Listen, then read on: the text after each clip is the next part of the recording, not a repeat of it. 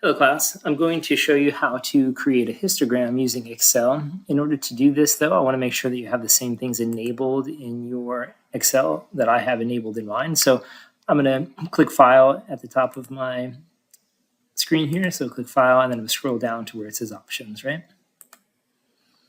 Once I have that open, I can come down here and click Add-ins. And then from here you can see what I have enabled. So these are the add-ins I actually have active right now. And these add-ins, if you have them enabled in your computer, you should have the same things in your Excel that I have available to me in my Excel. So again, if you match those add-ins, you should have the same resources I have if you're using the same updated version of Excel.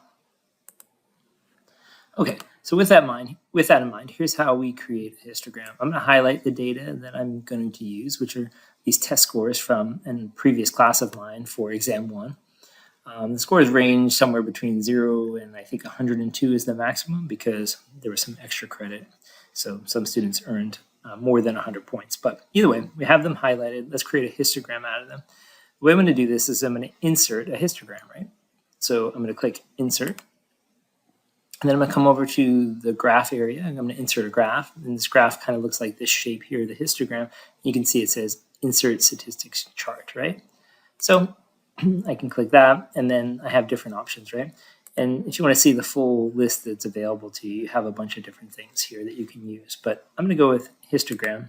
And again, I like this style, right? So I'm going to click this particular one and say OK. And here it is. At the top of the screen, you have different choices for how you make it look. I'm going to go with this one here. I think I like the dark color.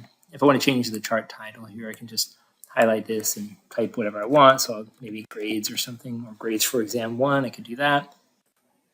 Then here you have like a plus sign. This is chart elements. You can change things if you want. For example, this gives you like labels for the axis. So you can say at the bottom, scores, and the other side, you can label those if it's counts or percentages.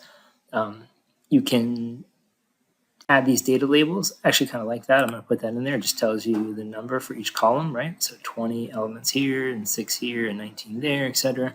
And then you could create a legend. I don't really like that, so I'm going to leave that out. And I think so far so good. I'll leave it like that. And again, you can do this axis titles, and then you just click where it says axis title and change the label that you want. So I think that looks pretty good as it is, so I'm going to leave it alone. And there it is. That's a histogram created by Excel. Super simple and easy to work with, right? It's worth mentioning a couple of details about this chart, though, just some things that we would have done differently in class. I don't know why Excel chooses this other option instead, but they do things slightly different. In our class, we would have used similar type boundaries, right? Of course, we might have elected to use boundaries like they have used. However, we would have done things a little differently. You can see at the bottom, they're using a round bracket on this boundary. So they're saying, starting from the number 22, which is the smallest number in our data set. By the way, you can tell what's the smallest value is by clicking the column and then coming over to data at the top of your screen and then selecting sort. You have two options. You can sort from smallest to largest or largest to smallest. I'm going to go with this one, which is going to give you smallest to largest. And you can see that my smallest value is 22. So they're including 22. You can see the square bracket indicates they're including 22 on the left. And then they go up to the right and they include the right endpoint. Normally when you're using boundaries, you don't include the right endpoint. You include only the left endpoint of the categories. They didn't do that here. So they did the opposite, actually. They're using like a right endpoint convention, saying that the right endpoint is part of the set, but not the left endpoint.